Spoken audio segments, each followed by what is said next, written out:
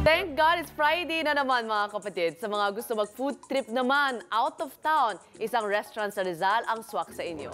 At ang twist, nakalutang daw ito. Bisitahin natin yan kasama si Manu Sandejas. Andiyan ka na ba? Manu, good morning!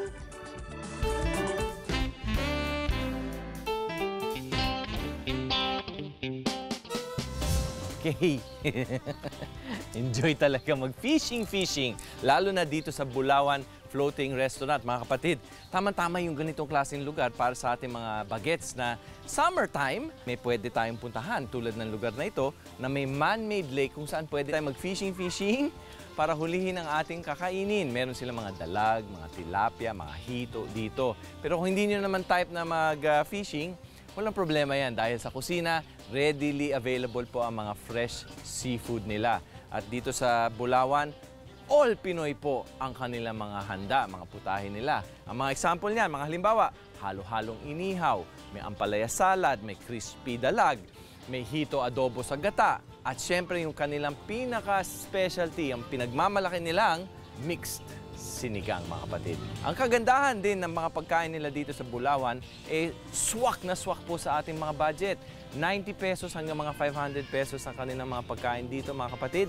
So, anuman ang type nyo, malakas man kayo kumain o hindi, pasok yan sa ating budget. Walang problema yan. Tulad na nabanggit nga natin kanina, Pinoy food ang specialties nila dito. At meron silang pinagmamalaki na mixed sinigang. Kakaiba po ito.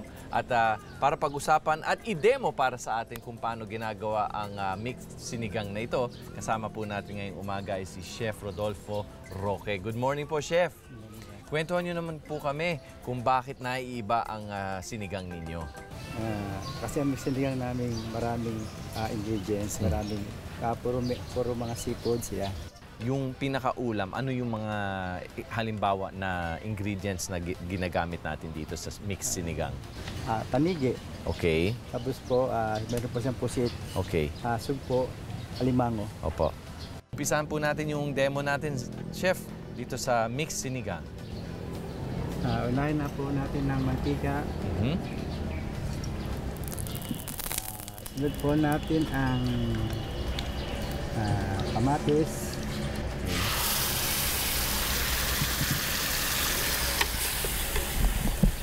Sunod po ang luya.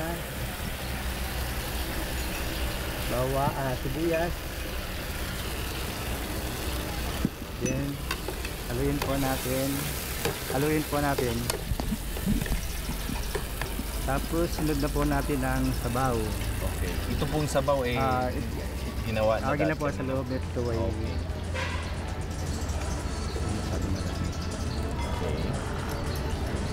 Tapos po, lagay na po natin ang...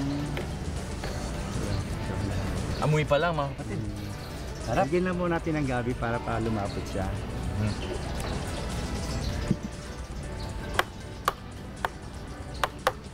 Tapos po, ilagay na po natin yung mga matagal maluto na gaya po ng tanigi,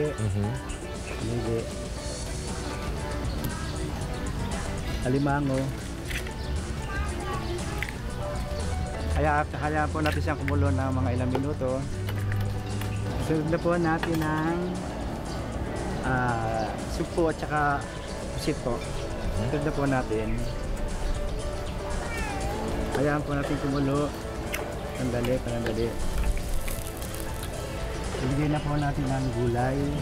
Opo. Tapos sunod na po natin ang sampalok. Masim. Sunod natin sugar. Tada! Ito na po ang finished product na ginagawa ni Chef, no?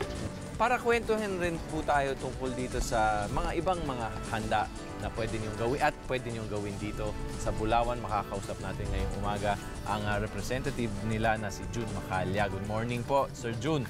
Yung mga ingredients tulad nito mga isda, lahat po ba galing dito sa man-made lake ninyo? O hindi po lahat. May galing din po sa palengke. Sa palengke, sa Infanta po, sa karamihan po ng mga sinaserve namin galing Infanta. Yung konsepto, yung pinaka-konsepto naman ng Bulawan Floating Restaurant po, saan po galing to? Ngayon po, ang konsepto po, ang nakaisip nito na konsepto ay si Mr. and Mrs. Joey Bire. Ngayon po, dati po kasi fish pan lang siya. ngayon na gusto po ni Mrs. Beren na magtayo ng ihaw-ihaw lang. Hanggang sa nag-improve po, lumakas po yung ihaw-ihaw nila. Kaya naisip po itong Bulawan Floating Restaurant. Kaya mga kapatid, bumisita na kayo dito sa Bulawan Floating Restaurant sa Pililla, Rizal. Siguradong masarap ang inyong experience dito. Be sure to come back. Use 5 everywhere. Copyright 2016.